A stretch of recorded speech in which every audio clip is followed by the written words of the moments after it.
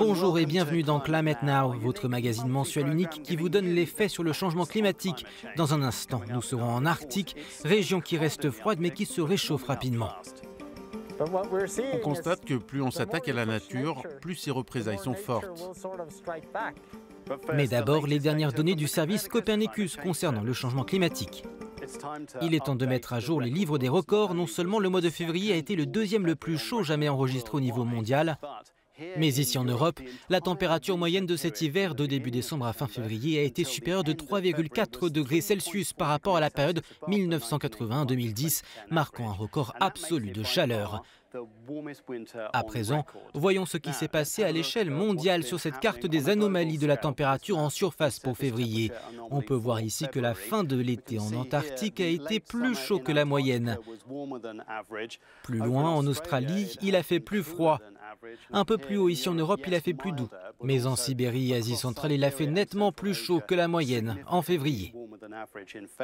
Qu'en est-il de la banquise arctique dont la superficie a diminué le mois dernier?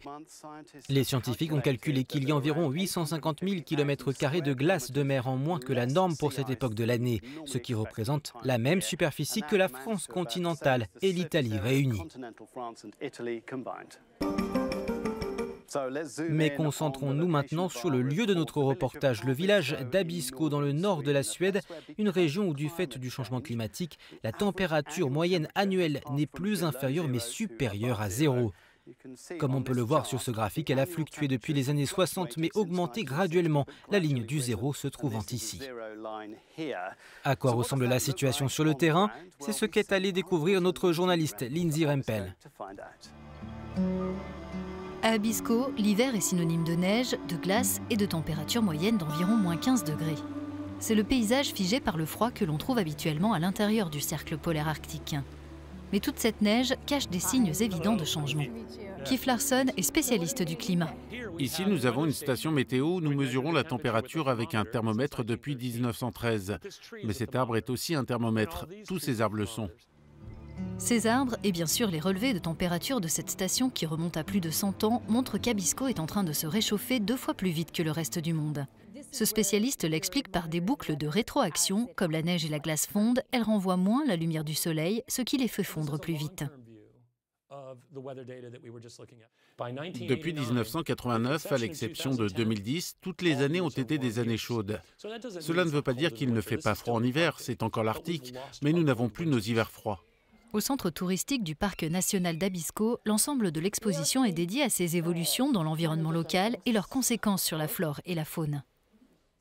Aujourd'hui, les renards polaires se trouvent dans les parties les plus hautes des montagnes. Et dans le même temps, le renard roux est en train de remonter vers le nord et d'arriver sur ce même territoire. Et quand ils se rencontrent, le renard roux l'emporte sur le renard arctique.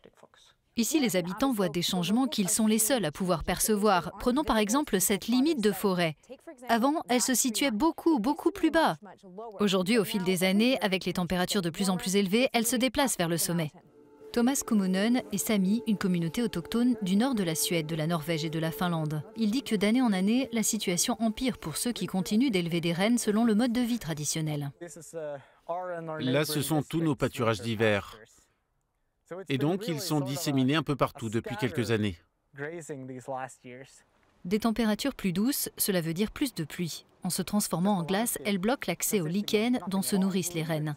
Cette année, des éleveurs ont dû mettre leurs bêtes dans un enclos et les nourrir à la main, même s'ils disent que ce n'est pas bon pour eux. Comment voyez-vous l'avenir?